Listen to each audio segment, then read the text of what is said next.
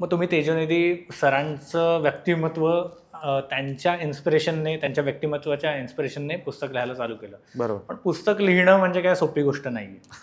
तर तो पुस्तक लिहिण्याचा प्रवास आणि त्याच्यात काही प्रॉब्लेम्स आले का मुळात, हे मला समजून घ्यायचं तुमच्याकडे. अनिकेत, ऑलमोस्ट 3 वर्ष लागली. तू विचार कर, खरं तर 100 पानांचंच पुस्तक आहे, पण 3 वर्ष लागली. पहिलं म्हणजे ही प्रोसेस मी तुला सांगतो की ज्या वेळेला मी ठरवलं 2021ला ते एक हे झालं की नाही, आता पुस्तक आपण भिडे साहेब म्हणून लिहायचं. पहिलं पुस्तक मग काय, कसं हे करायचं, काय लिहायचं. तर ऑफकोर्स बगाडे सर, जसं मी बोललो त्यावेळेचे सेक्रेटरी जनरल आपले जे होते, त्यांनी मग मला गाईड केलं की बाबा तू या लोकांना भेट. आणि मग मी पहिला विचार केला की कशा पद्धतीने हे लिहायचं पुस्तक, हा पहिला विचार केला मी. सर्वप्रथम त्यांचं जे आत्मचरित्र आहे, माणसं घडवणाऱ्याची गोष्ट, हे त्यांचं एवढं मोठं आत्मचरित्र आहे, ते मी 2 वेळा वाचून काढलं. कुठल्याही व्यक्तिमत्वावरती तुम्हाला लिहायचं आहे तर तो माणूस कसा घडला हे पहिलं तुम्ही समजून घेतलं पाहिजे. तर ते मी पहिलं आहे ना 2 वेळा ते पुस्तक मी वाचलं. आणि मग भिडे साहेब कसे घडले हे मला त्या पुस्तकातून कळलं की ते असे का घडले, असं ते कसे विचार करायचे, का विचार करायचे, हे मला त्या पुस्तकातून कळलं.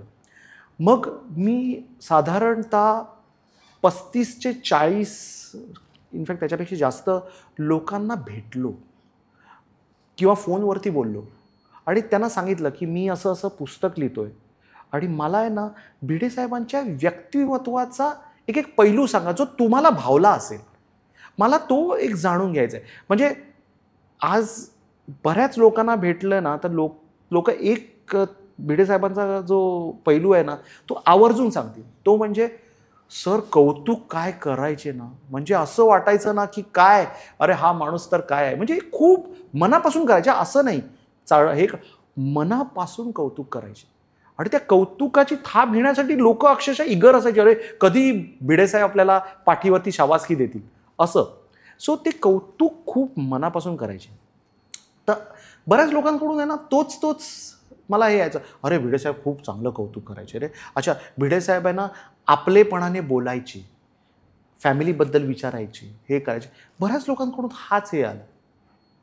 पण मला तसं नको होतं. मला लोकांच्या म्हणजे कडून आहे ना भिडे साहेबांचं काय पैलू आहेत वेगवेगळे, ओके, कशा पद्धतीने, जसं मी बोललो ना की विचार तर करायचे, एक आयडिया त्याला एक्झिक्यूट कसं करायचं हा त्यांचा जो होता ना, म्हणजे एक त्यांच्याकडे ते एक ती टॅक्ट होती ना, भारीच होती ती म्हणजे अप्रतिमच होती.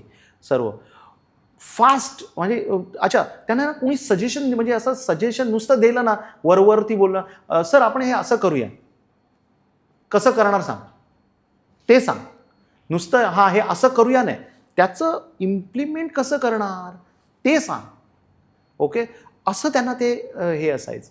ओके, अनेक हे होत्या. मग त्याच्यातून आहे ना मी ह्या 40-45 लोकांना जे काही भेटलो त्याच्यातून आहे ना काही लोकांमधून वेगवेगळे व्यक्तिमत्वाचे पैलू बाहेर आले सरांचे. अरे सर हे असे करायचे, सर अरे वेळ जबरदस्त पाळायचे, ओके, सर काय म्हणतात ना, कधीही असं नाही की तुझ्याकडून काही सर्व्हिस घेत आहे तर तुझ्याकडून काही अरे डिस्काउंटची अपेक्षा ठेवणार, म्हणजे ते जे तुला जे पॉसिबल आहे ते कर, पण असं नाही की बाबा सॅटर्डे क्लबचा मेंबर आहे म्हणजे 50% डिस्काउंट दे, असं काही नाही. ते एकदम क्लिअर होते, तू सर्व्हिस सेवा देतोय, सर्व बेस्टच द्यायची आणि त्यासाठी जे काही तुला जी लागणारी हे आहे ती तू करायची, सो घ्यायची. सो हे सर्व जे होतं ना, असे अनेक व्यक्तिमत्वाचे पैलू मला ते मिळायला लागले. आणि मग त्याच्यातून एक साधारण 22 ते 25 लोकांचे अनुभव, त्याच्यातून व्यक्तिमत्वाचा तो पैलू मी काढायला लागलो आणि काढला. आणि मग ते हळूहळू प्रोसेस बनत गेली की बाबा ह्यांचा हा व्यक्तिमत्व, हा पैलू आला आहे, अरे ह्याच्याकडून हा आला आहे. आणि मग त्याचं जे तुम्ही जर पुस्तक पण बघितलं ना तर त्या पुस्तकामध्ये आहेत ना ते हाच एक तर पहिला तुम्ही दिसेल, पण मराठी माणसा नोकरी सोड व्यवसाय कर, हा त्यांचा हे होतं, व्यवसाय कर आणि श्रीमंत हो. तर ते जे आहे ना ते त्यांनी कसं डेव्हलप केलं हे सर्व गोष्टी ते ह्या पुस्तकामधून मी मांडत गेलो. चॅलेंजेस जसं मी ते बोललो की काही जण फक्त रिपीटेड हे करत होते. दुसरी गोष्ट मी स्वतः एक व्यावसायिक असल्यामुळे काय व्हायचं की कधी कधी शेवटी आवड किंवा पैसा हा पण महत्त्वाचा आहे. तुम्हाला पैसा पण तेवढाच महत्त्वाचा आहे. तर त्याचं व्यवसाय माझा जास्त जेव्हा काम वाढलं हे झालं तर ते वाढायचं. मग लेखन माझं कमी व्हायचं किंवा आणि पुस्तक लिहिणं किंवा त्याबद्दल विचार करत राहणं ही एक प्रोसेस आहे. ही काही इझिली होत नाही. मग त्याच्यामुळे काय झालं कधी कधी अक्षरशः 6 महिने 1 वर्ष असं पण गेलं. मी थोडंसं काहीतरी लिहिलं थोडंसं आणि काय की नुसतं लिहिलं आणि झालं असं पण नाही होत ना. मी लिहिल्यानंतर त्याच्यामध्ये वाचणं आलं. अच्छा अरे नाही ह्याच्यामध्ये अरे हे असं पण लिहू शकतो अरे हे असं पण करू शकतो कसं काही उत्सुकता निर्माण करणं त्याच्यामध्ये ते पण आलं ना. मग ते कसं हे करू शकतो. अच्छा हायलाईट्स कसे हे करू शकतो हे पॉईंट्स कसे लोकांना लागू शकतात अपील होऊ शकतात ते घ्यायचं. तर त्याच्यासाठी मग ती प्रोसेसला आहे ना बरेच मग ते व्यवसायाच्या ह्याच्यामुळे त्याला एक हे होतं. त्यामुळे 100 पानांचं पुस्तक होतं पण 3 वर्ष लागली अक्षरशः. मग तो एक चॅलेंज होता.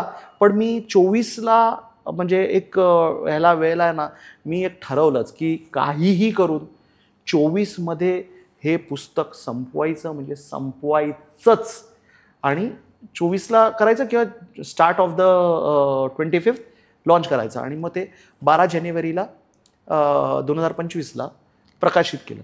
सो आले चॅलेंजेस म्हणजे ते ह्याच्यासाठी आले. मेजर काम तुमचं काम सांभाळून करायचं म्हटलं काम तो मेजर ते आव्हान होतं ते. बरोबर.